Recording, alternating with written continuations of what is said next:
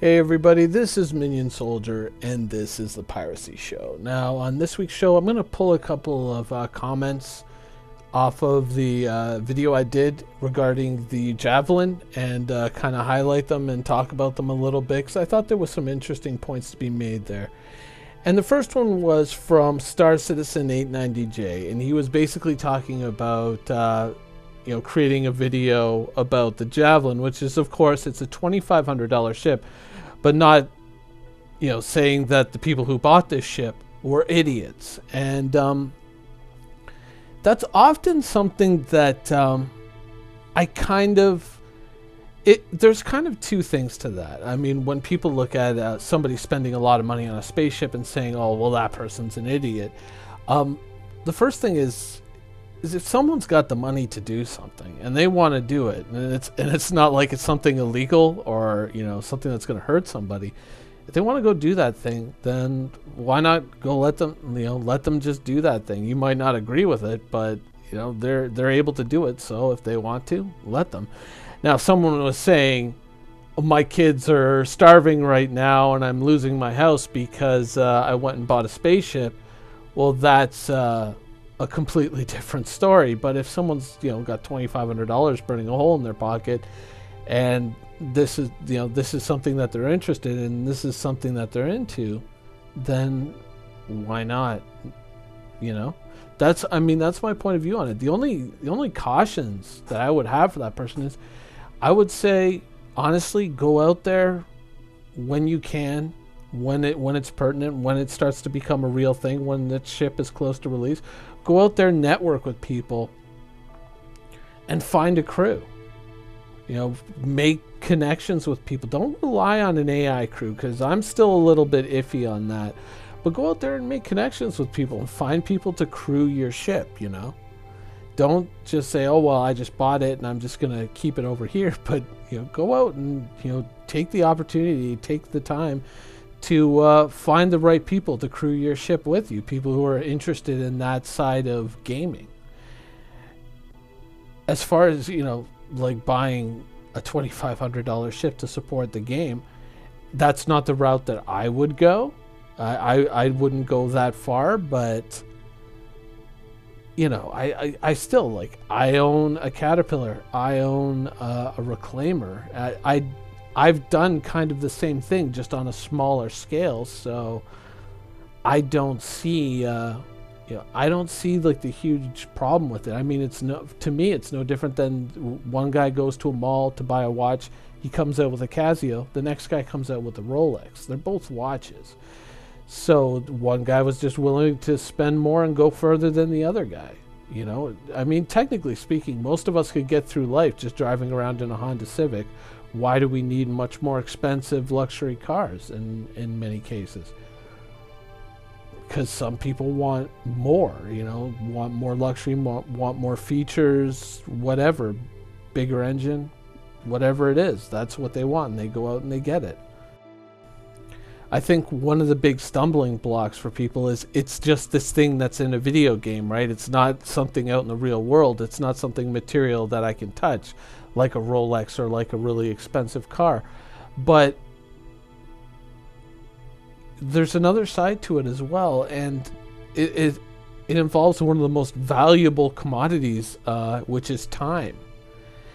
And if someone wants to just, drop that money right up front and skip the entire process of, not leveling up, but, building the resources and getting all the missions and doing all the stuff to get all the money they need to buy and equip that ship, if someone wants to spend $2,500 to skip that process and, put that money into the development of the game that we all want to play, then by all means. I don't have a problem with it. I wouldn't go that far, but I don't have a problem with someone else doing it. None whatsoever. So that's kind of my thoughts on, the big ticket items in the Star Citizen ship lineup. In the end, if someone wants to throw down $2,500 to support the game that I want to see finished, be my guest by all means. I'm not going to make fun of you for doing something that maybe is beyond what I would do. I mean, realistically, I own a reclaimer. I spent $350 on pixels, so we're all in the same boat together. Now, beyond that, there was, some general comments about why does there need to be content for capital ships, that capital ships should be just something that are brought out on special occasions, things of that nature. And so I kind of wanted to counterpoint that and say that, I would hate to see, capital ships relegated to being special occasion ships. I think that I would like to see the universe where you see capital ships coming and going all the time, and not just for, org versus org reasons, but I would like to see a mission system that scales the difficulty depending on what the player brings. Let's say, just a simple mission outline. Go to these coordinates and defeat the pirate who is interfering with the communication satellite. If the player brings a Super Hornet, the pirate might be there in a Cutlass. But if the player brings a friend with them, and so there's 2 Super Hornets, then it might be 2 Cutlasses and a couple of Gladiuses, something that scales up difficulty, the more players you bring, to the point that, let's say, player brings a Javelin with a crew. Now he's faced with a very difficult situation.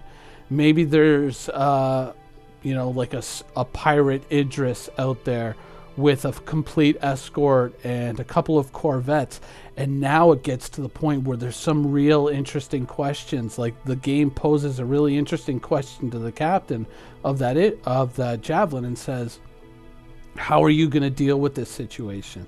And he has to, kind of conference with his crew and say, well, what do you think we should do? Or here's what I want us to do.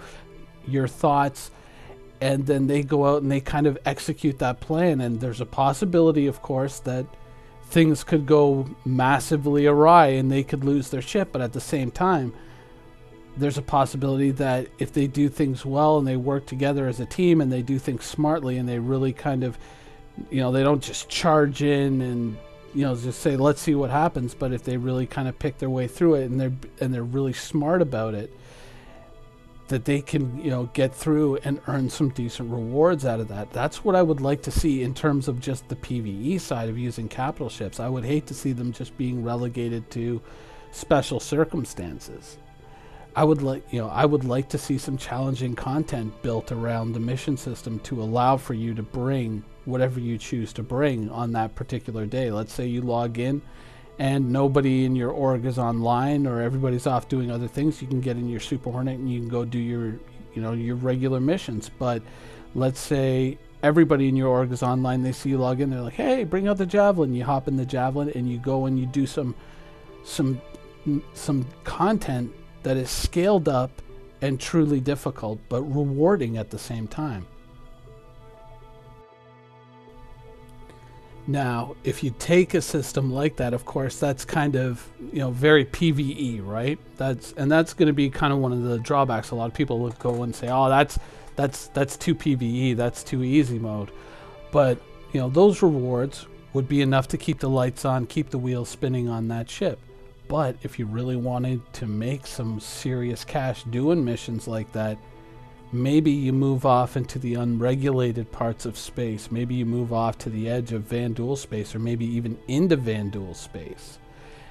Places where, maybe you can't always count on the protection of the law. And then in there, you can get into missions where you can bring multiple capitals into those battles. And you can really earn some really big rewards, incentivize players to take risks and develop skill sets beyond just the ordinary things. Yeah, you can go around with your Javelin, you can do missions and you can survive and, you won't starve. But if you go out and you take some real chances, there's some chances for some really big rewards, but there's also some big risks. I think a system like that makes capital ships, at least from my perspective, a lot more interesting.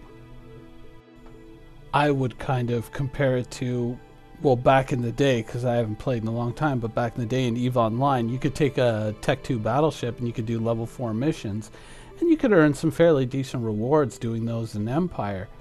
But if you took that same Tech 2 battleship and brought it out to a complex in 0-0, the potential rewards were much greater, but the risks were much greater as well. And so I think adapting a system somewhat like that would probably be beneficial, because that way people who operate capital ships and people who crew them, they have a system where they can kind of get their feet wet and they can kind of get to understand the quirks of using these ships, understanding how they work and developing certain skill sets, and then they can take them out into the more dangerous areas and really test themselves against some really difficult content, with, you know, the added risk of maybe you get jumped by another group of players as well while you're doing that stuff. I think that would be a very interesting way to play it.